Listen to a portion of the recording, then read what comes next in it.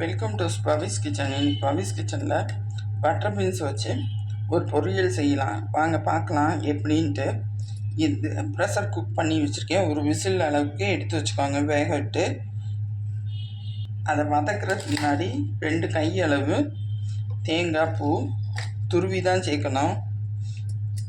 அப்புறம் தான் டேஸ்ட் அதிகமாக இருக்கும். 2 பச்சை மிளகாய், ஒரு துண்டு பட்டை, கொஞ்சோண்டு சோம்பு, 2 கிராம்பு, இதை சேர்த்துறோம்.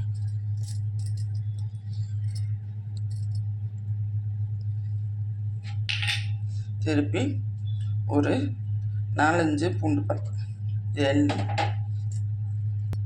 ஒரு துண்டு இஞ்சி. நான் பேஸ்ட்டாக போட்டிருக்கேன், இங்கே துண்டாக கூட போட்டுக்கலாம். இப்போ நல்ல பேஸ்ட்டாக அரைச்சாச்சு. தேங்காய் பூ, பச்சை மிளகாய், ஒரு துண்டு பட்டை, 2 கிராம்பு, ஒரு ஏலக்காய் இருந்தால் ஏலக்காய் கூட போட்டுக்கலாம். அதுதான் நான் திருப்பி சொன்னேன். பேனை அடுப்பில் வச்சாச்சு. இப்போ எண்ணெய் ஊற்றிக்கலாம்.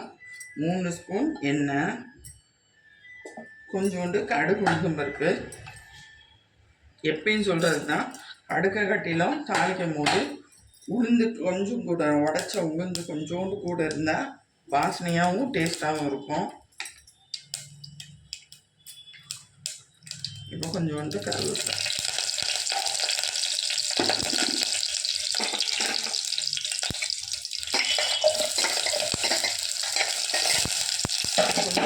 சின்ன வெங்காயம் ஒரு 4-5 வெட்டி வச்சுருக்கேன். கூட வேணுங்கிறவங்க கூடையும் போட்டுக்கோங்க.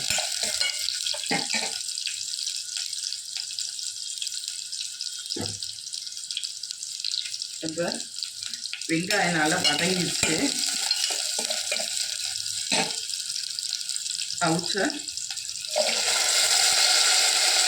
ப்ரெஷர் குக் பண்ண பட்டர் பீன்ஸை சேர்த்தாச்சு. இப்போ 1/2 ஸ்பூன்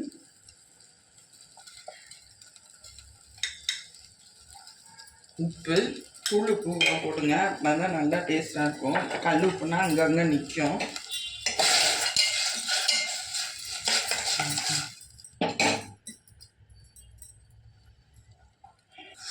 தண்ணி இருந்தாலும் வடிகட்டாமல் சேர்த்துக்கோங்க.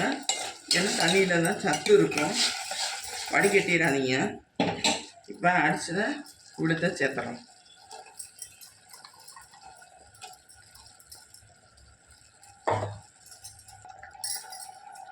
இப்போ நல்லா கொதிக்க ஆரம்பிச்சிருச்சு. நல்லா பத்தட்டும். மற்றோன்னே இறக்கிடும்.